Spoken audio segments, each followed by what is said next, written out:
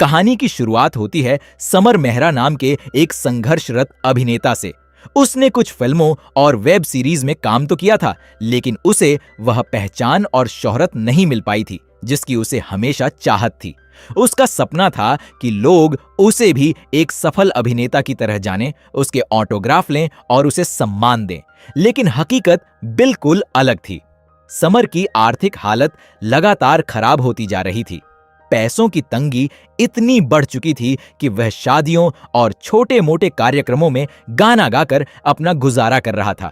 उससे जो थोड़े बहुत पैसे मिलते, वे भी उसकी जरूरतों के लिए काफी नहीं थे। जिस घर में वह रहता था, उसकी ईएमआई तक भर पाना उसके लिए मुश्किल हो गया था। बैंक और लोन कंपनी की तरफ से उसे 2 चेतावनी नोटिस भी मिल चुके थे। अगली बार भुगतान न होने पर उसका घर भी उससे छीना जा सकता था। समर के घर पर शिवा नाम का एक नौकर भी रहता था। मुश्किल समय में भी शिवा उसका साथ नहीं छोड़ता। पिछले कई महीनों से समर उसकी तनख्वाह नहीं दे पाया था, फिर भी शिवा बिना शिकायत उसके साथ खड़ा रहा। वह समर की मजबूरियों को अच्छी तरह समझता था। एक दिन जब समर को किसी कार्यक्रम से कुछ पैसे मिलते हैं, तो वह उनमें से कुछ पैसे शिवा को भी देता है। उसी रात वह अपनी गर्लफ्रेंड खुशी से फोन पर बात कर रहा होता है। बातचीत के दौरान उसे शक होने लगता है कि खुशी किसी और लड़के के साथ समय बिता रही है। समर उस लड़के का नाम भी जानता था, कबीर। अगली सुबह दोनों एक कैफे में मिलते हैं। शुरुआत में सब कुछ सामान्य रहता है। खुशी समर की जिंदगी और उसके करियर के बारे में पूछती है। समर अपनी असली परेशानियां छुपाने की कोशिश करता है। वह खुशी से कहता है कि उसकी कुछ बड़े प्रोड्यूसर्स और डायरेक्टर्स से बात हुई है और जल्द ही उसे कोई नया प्रोजेक्ट मिलने वाला है।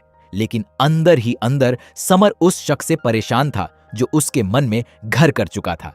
आखिरकार वह खुद को रोक नहीं पाता और सीधे खुशी से पूछ बैठता है। वह कहता है, मुझे पता है कि तुम कल कबीर के साथ पार्टी में थी और आजकल उसी के साथ ज्यादा समय बिता रही हो। यह सुनकर खुशी हैरान रह जाती है। उसे बहुत बुरा लगता है कि समर उस पर भरोसा नहीं करता। वह कहती है कि कबीर सिर्फ उसका दोस्त है और उनके बीच ऐसा कुछ नहीं है। लेकिन समर ने जिस तरह उसका पीछा करके यह सब पता किया, वह उसके लिए अस्वीकार्य था। गुस्से और निराशा में खुशी वहां से चली जाती है। जब समर घर लौटता है तो उसे एहसास होने लगता है कि शायद उसने जल्दबाजी में खुशी को गलत समझ लिया। वह बार बार उसे कॉल करता है, मैसेज भेजता है और माफी भी मांगता है, लेकिन खुशी उसकी किसी बात का जवाब नहीं देती। अगली सुबह समर की जिंदगी में ऐसा तूफान आता है जो सब कुछ बदल देता है। कुछ पुलिसकर्मी उसके घर पहुंचते हैं और उसे गिरफ्तार कर लेते हैं। समर बार बार पूछता है कि उसका अपराध क्या है, लेकिन कोई उसे कुछ नहीं बताता। पुलिस सिर्फ इतना कहती है कि थाने चलो, वहां सब पता चल जाएगा।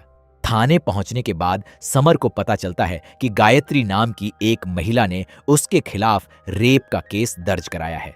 यह सुनकर समर के पैरों तले जमीन खिसक जाती है।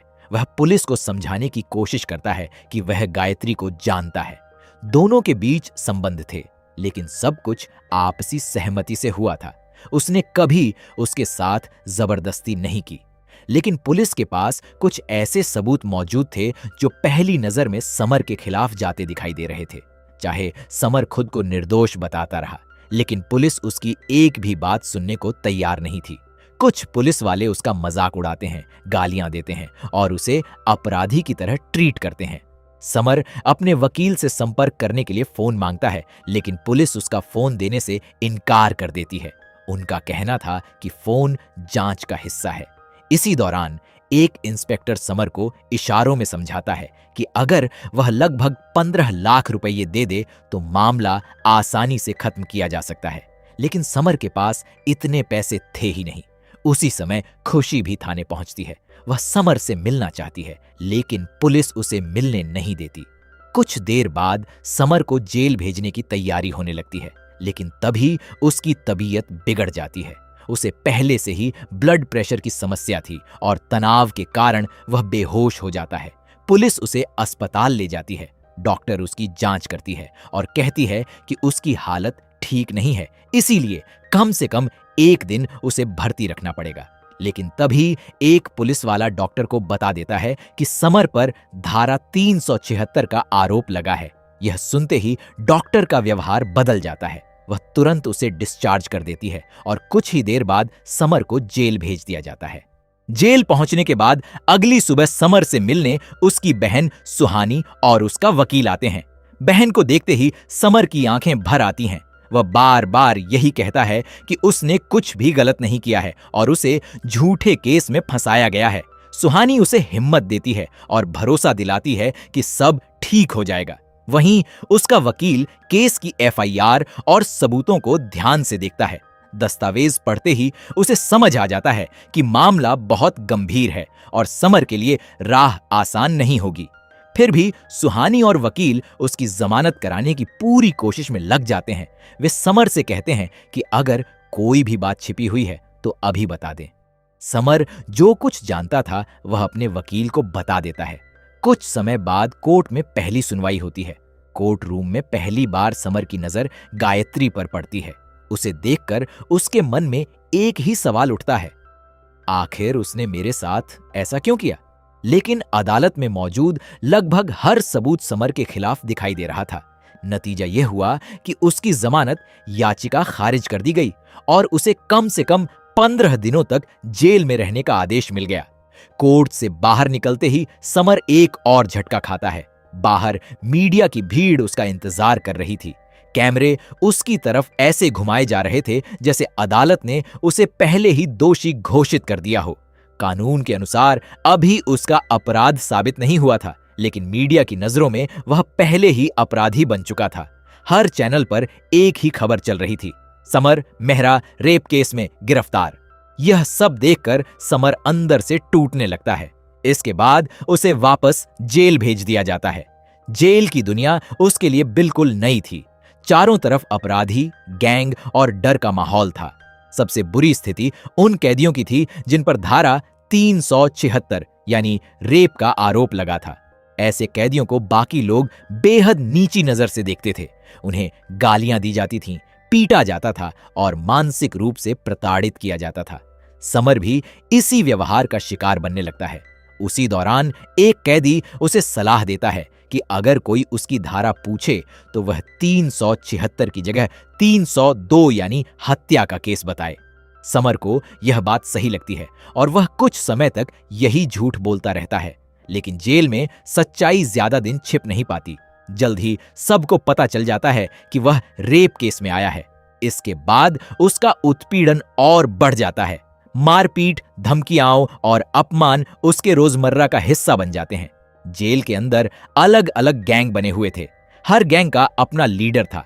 376 के आरोपियों का भी एक अलग समूह था और बाकी अपराधियों का अलग। आखिरकार मजबूरी में समर भी 376 वाले ग्रुप में शामिल हो जाता है ताकि कम से कम उसे कुछ सुरक्षा मिल सके। कुछ दिनों तक सब सामान्य चलता है, लेकिन एक दिन उस ग्रुप का लीडर बिलाल अचानक समर से सवाल पूछने लगता है। समर उसके हर सवाल का जवाब देता है, लेकिन बिना किसी वजह के बिलाल उसे बुरी तरह पीटना शुरू कर देता है। पूरा बैरक यह तमाशा देखता रहता है। तभी दूसरे गैंग का लीडर, जिसका नाम लीजो था, बीच में आता है और समर को बचा लेता है। इसके बाद वह समर को अपने ग्रुप में शामिल कर लेता है। अब समर 302 वाले गैंग का हिस्सा बन चुका था। लीजो का एक सख्त नियम था, कोई भी सदस्य दूसरे गैंग के लोगों से न दोस्ती करेगा और न बातचीत।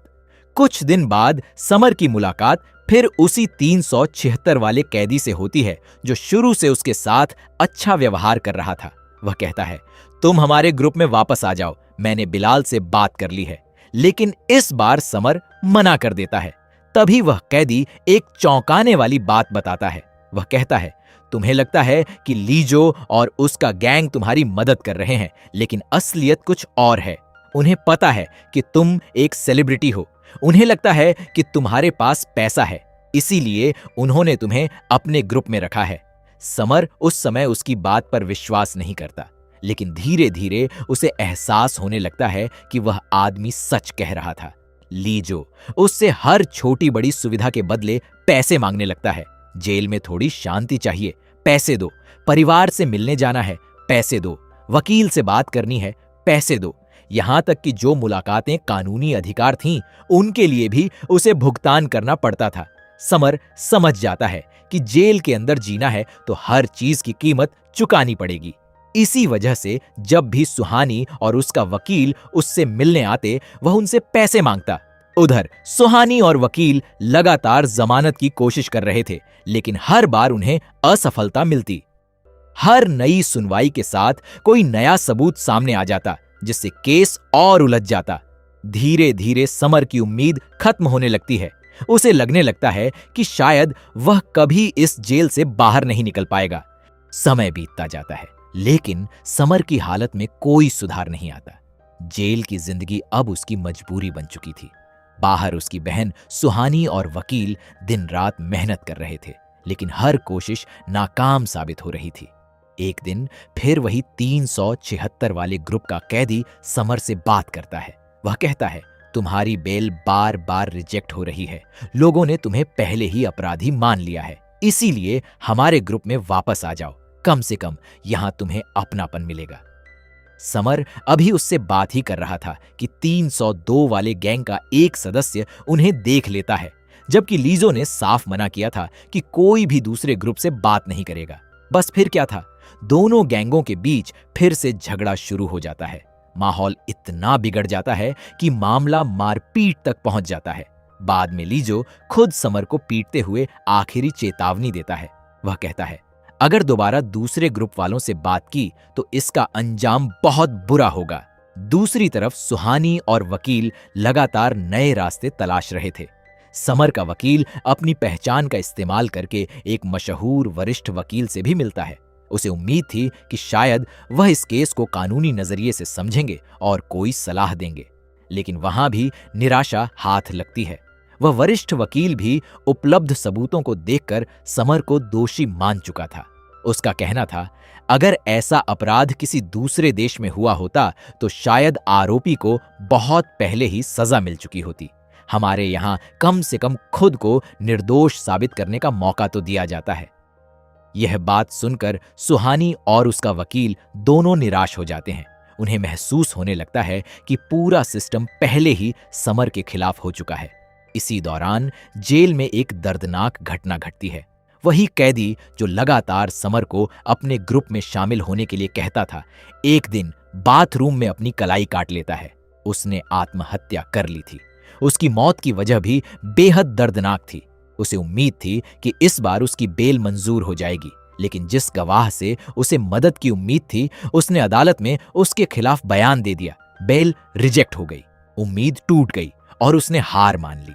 जब समर को यह खबर मिलती है तो वह अंदर तक हिल जाता है। उसे लगने लगता है कि शायद उसका भविष्य भी इससे अलग नहीं होगा। अब उसकी आखिरी उम्मीद भी खत्म होती जा रही थी। कुछ समय बाद जब सुहानी और वकील उससे मिलने आते हैं तो उसका व्यवहार पूरी तरह बदल चुका होता है। वह न केस की बात करता है, न अपनी बेगुनाही की। वह सिर्फ पैसे मांगता है। सुहानी बार बार पूछती है, अगर कोई सच छिपा रहे हो तो बता दो, शायद हम तुम्हारी मदद कर सकें। लेकिन समर चुप रहता है। वह सिर्फ पैसों की बात करता है। सुहानी गुस्सा भी होती है, लेकिन जब समर भावुक होकर रो पड़ता है तो वह आखिरकार उसे पैसे देने के लिए तैयार हो जाती है। इसी दौरान समर बार बार अतीत के बारे में सोचने लगता है। यहीं से कहानी फ्लैशबैक में चली जाती है। समर और गायत्री की कहानी, समर और गायत्री की मुलाकात एक डेटिंग ऐप के जरिए हुई थी। दोनों को एक दूसरे की प्रोफाइल पसंद आई और धीरे धीरे उनकी बातचीत शुरू हो गई। कुछ ही समय में चैटिंग मुलाकातों में बदल गई। गायत्री पहले से शादीशुदा थी, लेकिन उसका वैवाहिक जीवन अच्छा नहीं था। उसके पति के साथ रिश्ते खराब हो चुके थे और वह उससे अलग रह रही थी। वह अकेली थी। दूसरी तरफ समर भी अकेला रहता था। उसका परिवार था, लेकिन वह अपनी निजी परेशानियां किसी के साथ साझा करना पसंद नहीं करता था। धीरे धीरे दोनों एक दूसरे के करीब आने लगे। गायत्री समर को बेहद पसंद करने लगी थी। वह उसकी छोटी छोटी बातों पर ध्यान देने लगी। उसे महसूस हुआ कि समर अंदर से बहुत परेशान इंसान है। गायत्री अक्सर उसे समझाने की कोशिश करती कि सब ठीक हो जाएगा। उसे वास्तु और आध्यात्मिक बातों पर बहुत भरोसा था। वह अजीब अजीब बातें भी करती थी। एक बार उसने समर से कहा कि बचपन में वह किसी पत्थर को लगातार घूरती थी और वह अपनी जगह से हिल जाता था। वह यह भी कहती थी कि जब वह किसी चीज को ठान लेती है तो उसे पूरा करके ही छोड़ती है। समर उसकी बातें सुनता तो था, लेकिन पूरी तरह विश्वास नहीं करता था। असलियत यह थी कि जहां गायत्री इस रिश्ते को दिल से जी रही थी, वहीं समर इसे उतनी गंभीरता से नहीं ले रहा था। उसके लिए यह रिश्ता उतना भावनात्मक नहीं था। समय के साथ गायत्री समर से और ज्यादा जुड़ती चली गई। फिर एक दिन उसने समर के सामने शादी का प्रस्ताव रख दिया। यहीं से दोनों के रिश्ते में दरार पड़नी शुरू हुई।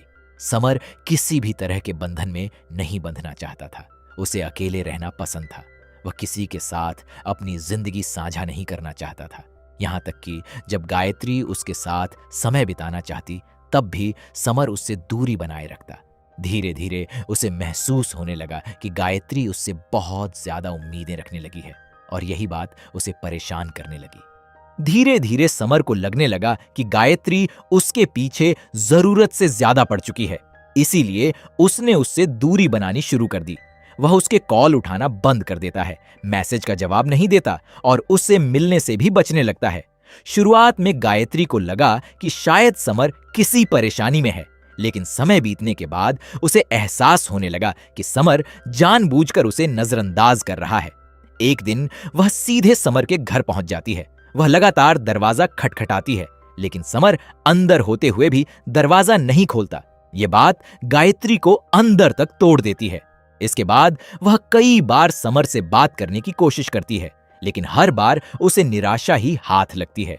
फिर एक दिन गायत्री समर को एक दूसरी लड़की के साथ देखती है। वह लड़की और कोई नहीं बल्कि खुशी थी। अब गायत्री को समझ आ जाता है कि समर अपनी जिंदगी में आगे बढ़ चुका है और उसे पीछे छोड़ चुका है। आखिरी बार वह चैट के जरिए समर से जवाब मांगती है, लेकिन इस बार समर बहुत रूखा व्यवहार करता है। वह उसे उल्टे सीधे जवाब देता है और अंत में ब्लॉक भी कर देता है। यहीं से गायत्री का दिल पूरी तरह टूट जाता है। जिस प्यार को वह सच मान रही थी, वह उसके लिए अपमान और धोखे में बदल चुका था। और उसी पल वह एक फैसला करती है, समर को बर्बाद करने का फैसला। वह सीधे पुलिस स्टेशन जाती है और समर के खिलाफ रेप की शिकायत दर्ज करा देती है। यहीं से समर की पूरी जिंदगी बदल जाती है। वर्तमान समय। समर का वकील लगातार उसकी बेल करवाने की कोशिश कर रहा था। कई कानूनी दांव पेंच अपनाए जा रहे थे और धीरे धीरे केस में कुछ कमजोरियां भी दिखाई देने लगी थीं। ये देखकर इंस्पेक्टर को डर लगने लगता है कि कहीं समर को बेल न मिल जाए।